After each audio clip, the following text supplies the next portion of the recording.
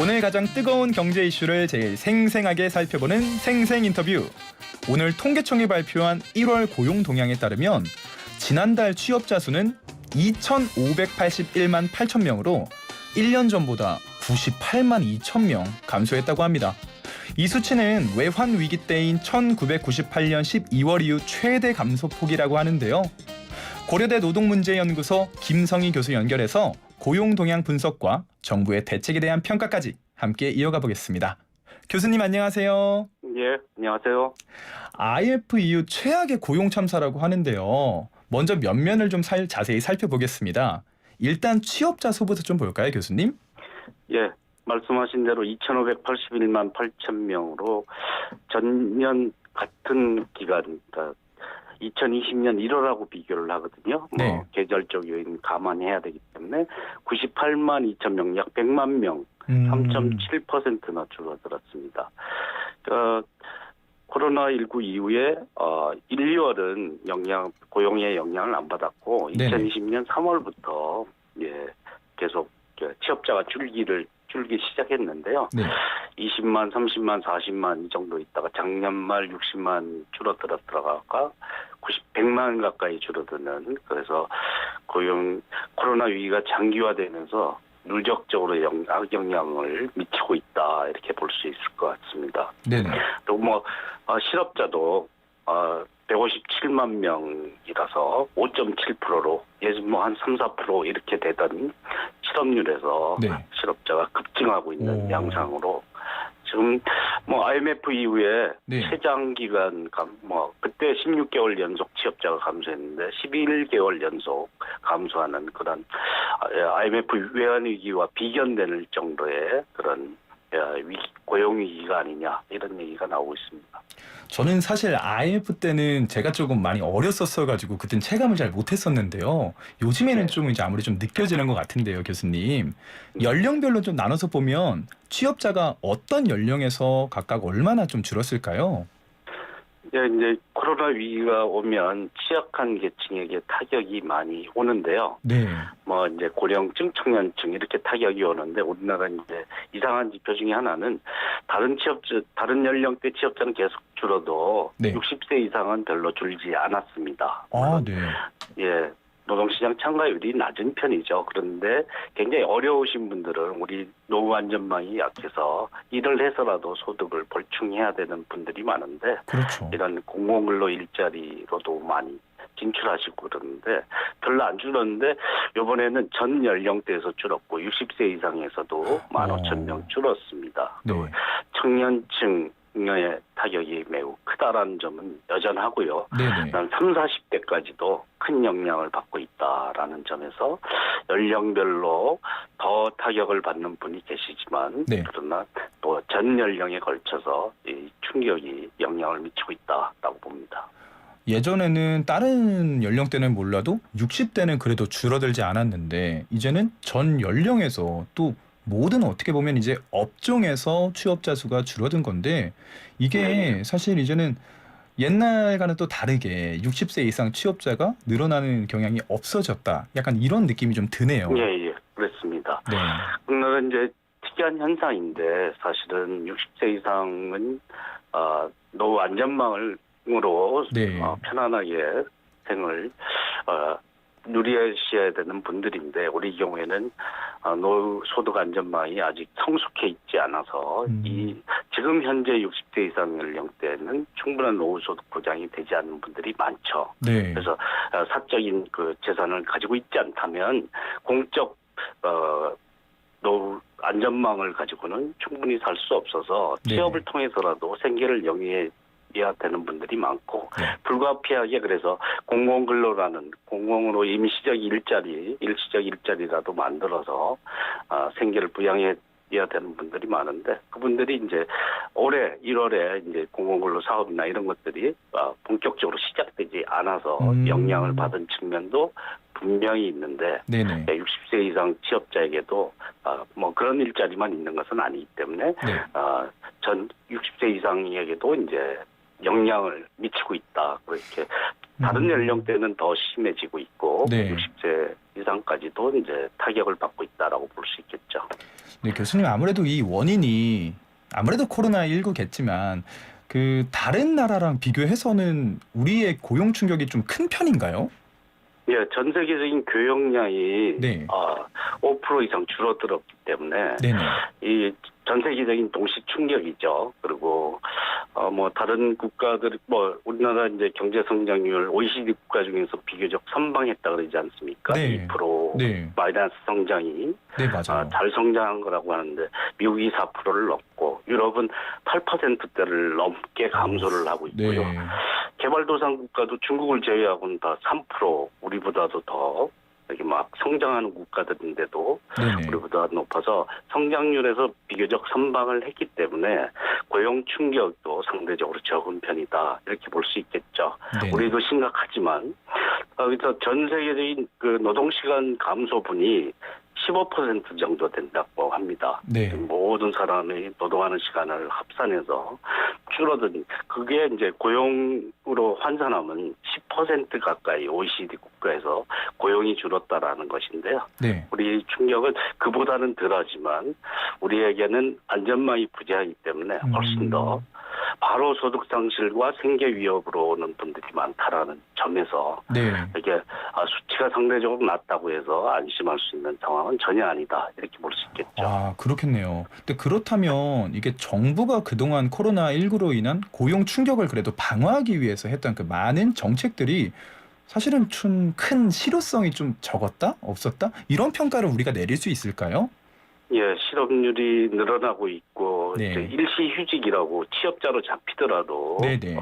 쉬고 있는 분들 그중에 무급휴직자가 대다수를 차지하기 때문에 그리고 이제 노동시장에 취업 전망이 없어서 구직 단념하시는 분들도 많고 네. 그냥 아무 대책 없이 쉬는 분들도 많이 늘어났습니다. 그래서 전반적인 악영향이 이제 나타나고 있는 거죠. 네. 그래서 우리 고용유지 정책이 이루어졌고 강도를 높여서 실시됐지만 우리나라 이제 고용 안전망이 그렇게 충분한 위험 상황에서 실업 상황에서 소득 보장이 되지 못하죠. 기간도 최장 9개월 지급밖에 안 되기 때문에 네네. 일단 3월부터 시작한 고용 충격에서 일시적으로 소진됐습니다. 그래서 앞으로 이제 이것을 추가 연장하고 뭐 추가적인 지원책이 내려지지 않는다면 네. 기업들도 고용 유지를 하기가 힘든 상황에 그렇죠. 네. 처해 있는 것이죠. 네. 그래서 이게 앞으로도 좀 더 시간이 걸릴 것이다라고 봤을 때 이런 고용 유지 제도를 확장해서 실시하는 더 강도 높게 실시하는 게 긴급 지원도 해야 되지만 네네. 제도적으로 이걸 보완해야 될 필요성도 있다라고 봅니다. 아무래도 정부도 지금 진짜 발등에 불이 떨어졌을 것 같은데요. 오늘 네. 오전에 바로 관계 장관 회의를 열어서 대응 방향에 대한 논의를 했는데 지금의 고용 참사를 해결하기 위해서 몇 가지 주제를 정해놓고 논의를 한 것 같아요. 이게 예. 보통 어떤 주제들이 나왔을까요? 예, 코로나 위기 상황에서 나온 대응책이 다시 한번 이제 더 강도를 높여서 실시하는 그런 내용이 주를 이루고 있습니다. 네. 그래서 뭐 직접 일자리를 공공 일자리에서 90만 개 이상 창출하겠다. 작년 말에 100만 개 얘기했던 거에 연장선에서 네. 이게 나온 대책인데요.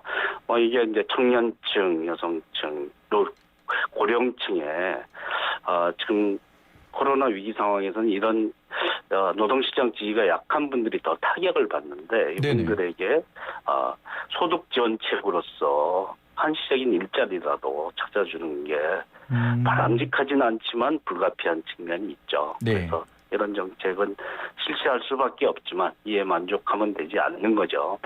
그래서 안정적인 비교적 어느 정도 안정적인 일자리에서는 고용 유지가 될 수 있도록 네. 지원하는 제도가 좀 더 강화돼서 우리 안전망에 오랫동안 지원하지 못하는 제도를 확충하는 제도에 대해서도 좀 더 명확한 지원 강화 방안을 내놓고 이게 제도적으로도 설계될 수 있도록 하는 게 필요하다라고 보는데요. 네. 그런 면도 언급은 하고 있지만 좀 더 명확한 방안이 필요하다라고 볼 수 있고 한국판 뉴딜 이런 걸 통해서 네. 양질의 일자리를 창출한다 그러는데 거기에 대해서 사실은 한시적 일자리밖에 되지 않느냐 하는 의문이 그렇죠. 되어 왔었습니다. 네네.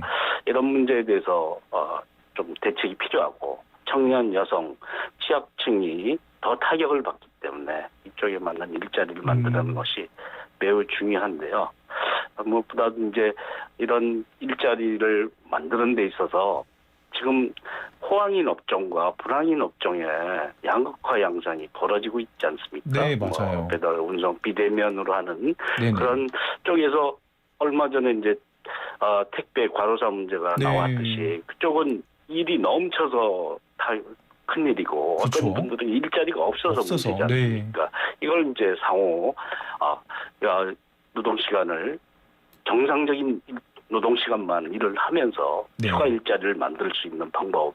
그래서 과로사 대책으로 나온 그분들의 일자리를 적정한 일자리 노동 시간을 일하게 하면서 네. 분류 작업에 4,000명 이상을 6,000명까지 새로 고용 창출할 수 있는 방안이 나왔지 않습니까? 네네네. 그런 것처럼 일을 많이 한 사람과 일을 적게 하는 사람이 같이 일을 나눠서 할 수 있는 그래서 새로운 양지대 일자리를 창출하는 방안에 대해서도 눈여겨볼 필요가 있다고 봅니다. 그런데 이제 벌써부터 정부가 내놓겠다고 한 직접 일자리가요. 국민 네. 혈세로 만드는 사실 그 세금 일자리 아니냐 이런 비난이 네. 좀 나오고 있거든요. 질 낮은 아르바이트 수준의 정부 일자리를 좀 쏟아내서 실업률, 보이는 그 실업률만 잡으려는 거 아니냐 이런 지적은 또 네. 어떻게 받아들이세요? 예, 실업률을 낮추는데 영향을 주는 건 분명하지만 네. 이제 일거리가 없고 소득이 상실된 분들이 한시적인 일자리로라도 이 소득을 유지할 수 있는 방안이 있다면 해야 되는 거죠. 네네. 그런 재난지원금으로 긴급 지원도 하지 않습니까? 그런 그렇죠. 것과 함께 단기적 일자리 바람직하지 않지만 네. 이런 일자리에서 한시적으로라도 생계를 유지할 수 있는 방안을 만드는 것은 이제까지 청년 대책이나 이런 데서 계속 해왔던 일이고요. 네. 코로나 위기 상황에서는 그런 점을 따질 것이 아니라 그 일자리만 만드는 게 아니라 양질의 노동 시간을 나눠서 양질의 일자리를 창출하는 방안에 대한 것도 같이 제시될 수 있어야 된다라는 지적을 하는 게 온당하다고 봅니다. 결국 일자리를 또 만드는 거는 민간인데 정부가 민간이 일자리를 만들어내게끔 하는 정책 자체를 좀 제대로 못 만들어내고 있다. 이런 지적도 있을 수 있을 것 같은데요. 예.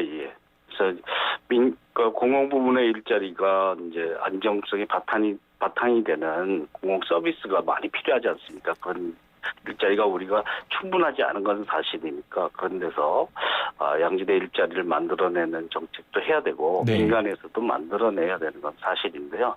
민간의 자유를 강조하다 보면 정부가 영향을 미쳐서 일자리를 만드는 수단들이 매우 제약되게 되는 것이죠. 그런데 그렇죠.